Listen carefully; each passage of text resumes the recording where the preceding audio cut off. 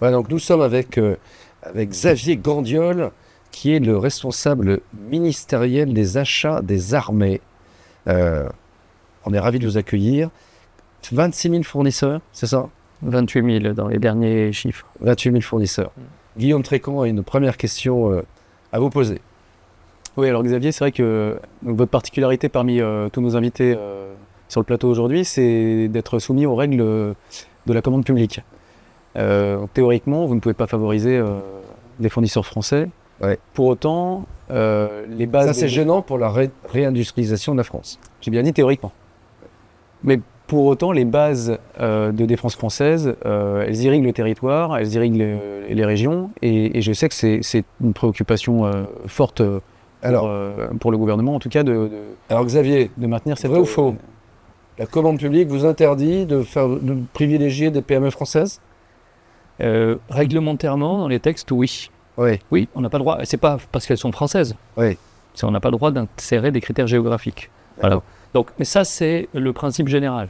Oui. Après, selon les dispositions et selon les textes, il y a quand même des leviers qui existent. Donc moi, je ne considère pas... C'est quoi les leviers? Ce serait dommage, je vais en parler. Oui. Et déjà, je voudrais quand même tuer un peu cette idée reçue avec le code des marchés publics ou le code de la commande publique, Oui. de manière générale. On peut faire plein de choses. Oui.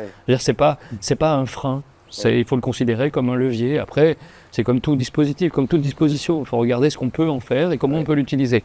Et de ce point de vue, par rapport aux entreprises, Oui. et si on parle des entreprises françaises ou européennes, parce qu'on est aussi sur ce schéma-là, il existe effectivement des leviers qui peuvent être mis en œuvre. D'accord. Et on les met en œuvre, on ne s'en prive pas. 26 000 fournisseurs, 26 000...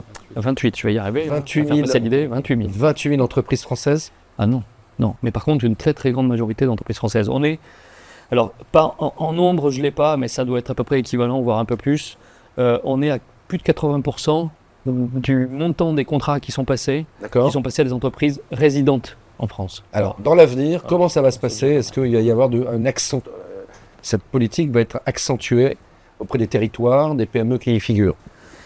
Alors, je ne sais pas pour contredire, mais je ne vais pas dire qu'elle va s'accentuer. On la pratique et on le fait depuis très longtemps. Avec, quand même, quand on parle de ce point-là, moi, je voudrais bien distinguer deux approches. Et on l'a évoqué tout à l'heure, on en parlera. Il y a le volet souveraineté, on évoque ce mot. Donc, qu'est-ce qu'il y a derrière ce mot? En tant qu'achat, et moi, comme j'aime bien quand même les idées simples, pour pouvoir mener des actions, il faut que j'ai des idées assez claires et assez simples. Quand on parle de souveraineté, moi je vais le traduire en termes d'achat en sécurité des approvisionnements et continuité de service. Oui. Ça c'est un premier levier. Oui. Et dès lors qu'on est sur ces enjeux-là, on a des leviers particuliers. D'accord. Donc on peut utiliser des leviers parce qu'on doit effectivement garantir la sécurité des approvisionnements. Donc au travers du droit de la commande publique, que ce soit, alors je ne vais pas rentrer trop dans les techniques, mais entre le livre 1 qui s'applique à tout le monde et d'autres articles effectivement de la commande publique qui nous permettent d'avoir des leviers intéressants. Par exemple, on peut intégrer, dans certains cas, quand on est sur la sécurité des appros, des critères ou des aspects géographiques. D'accord. On peut interdire ou exclure de la consultation des entreprises qui sont dans un pays qui ne seraient pas forcément, c'est-à-dire amis avec nous. Donc ça, on peut le faire. Donc Thierry Pagès et vous, le mot souveraineté permet d'ouvrir pas mal de portes. Aujourd'hui, c'est un mot à la mode pour réindustrialiser la France? Non, c'est un mot qui est à la mode, hein, mais je partage ce que tu dis. Derrière la souveraineté, c'est aussi toute la résilience de nos chaînes d'approvisionnement. Si in fine, quand on dit ouais, mais j'ai un approvisionnement diversifié, je passe par X fournisseurs, mais si tous ces fournisseurs-là, in fine, s'adressent, par exemple, se sourcent sur un même pays, et un pays qui peut être potentiellement à risque, et bien, résultat, la résilience, elle est relativement faible. Donc il y a tout un enjeu de bien connaître en fait toute sa chaîne d'approvisionnement en profondeur, de manière à pouvoir effectivement désensibiliser et augmenter la résilience de sa chaîne d'approvisionnement, et donc sa souveraineté. Et quand on vous entend, pourquoi on ne l'a pas fait plus tôt? La plupart des entreprises qui ont délocalisé. Ça doit être assez difficile parce que potentiellement les fournisseurs de rang 1 vont être différents, mais les fournisseurs de rang 2 peut-être aussi différents, c'est le fournisseur de rang 3 qui sera identique à tout le monde. Et c'est comment est-ce qu'on arrive à avoir ce transfert d'informations qui peut être extrêmement sensible, parce que c'est les secrets entre guillemets d'industrialisation qui doivent être connus, et c'était un des grands sujets avec Michelin par exemple, d'arriver à bien remonter la chaîne pour se rendre compte qu'il y avait un fournisseur unique qui était dans un pays sensible. Et d'ailleurs, les deux dernières crises majeures que l'on vient de connaître, le Covid, l'Ukraine, ont démontré tout l'enjeu justement de cette résilience, qui était peut-être un concept voilà, imaginaire. On ne voyait pas trop ce que ça voulait dire. Je pense que le Covid, l'Ukraine ont démontré concrètement ce que voulait dire résilience et sécurité des approvisionnements. Général, la résilience, ça vous parle, ça, hein? Oui, ça me parle, même si la réalité, c'est que la crise Covid et la crise ukrainienne ont servi de révélateur à un certain nombre de fragilités dans nos chaînes d'approvisionnement. Parce que nous avions probablement l'illusion, nous vivions dans un monde ouvert où le sourcing était assez libre et qu'il y aurait toujours une solution. Oui. La réalité, c'est que le durcissement de la situation a démontré que non, il y a des portes qui se ferment quand le contexte se durcit. Et nous la prenons à nos dépens. Et ces crises, finalement, nous aident à révéler nos vulnérabilités, ce qui a permis de mettre en place maintenant des mesures correctives, même si ça prendra probablement un peu de temps de corriger tout ça. Oui, c'est très clair.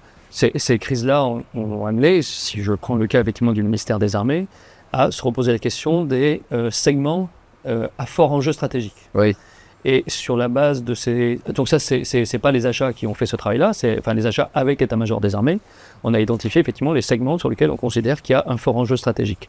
Et sur chacun de ces segments, on revoit effectivement notre stratégie d'achat avec comme angle prioritaire d'attaque le côté sécurité des approvisionnements. Alors que jusqu'à il y a peu de temps et jusqu'à ces crises, on était peut-être plutôt sur une recherche d'économie, avec les effets de massification, mutualisation. On commençait à voir apparaître aussi les enjeux de développement durable. Donc typiquement, je prends un cas très très précis. En termes d'achat d'électricité, on a cherché à faire de l'électricité verte. Mais on a peut-être oublié effectivement que la première des priorités, c'était de s'assurer qu'on allait avoir de l'électricité. Et la faillite d'un de nos fournisseurs, par exemple, effectivement, nous a montré que peut-être qu'avant de faire du vert, et il faut le faire, il faut quand même s'assurer d'abord qu'on sera en capacité d'assurer la sécurité des appros. Voilà, ça c'est vraiment un sujet particulier. Il y a juste un autre enjeu, je pense qu'il faut aussi garder à l'esprit, c'est le fait que pour beaucoup de secteurs, et beaucoup qui sont ici dans ce débat, en fait c'est aussi une situation d'augmentation significative des besoins. Il y a une forte croissance des besoins, que ce soit si on parle de l'électrification, si on parle de la défense, etc. Et ça aussi, ça constitue une opportunité en termes de développement en fait, d'une base fournisseur plutôt nationale. Et tout cela a servi de révélateur finalement à une lutte finalement géopolitique qui s'est mis en place et qui continue à se mettre en place entre les différents blocs.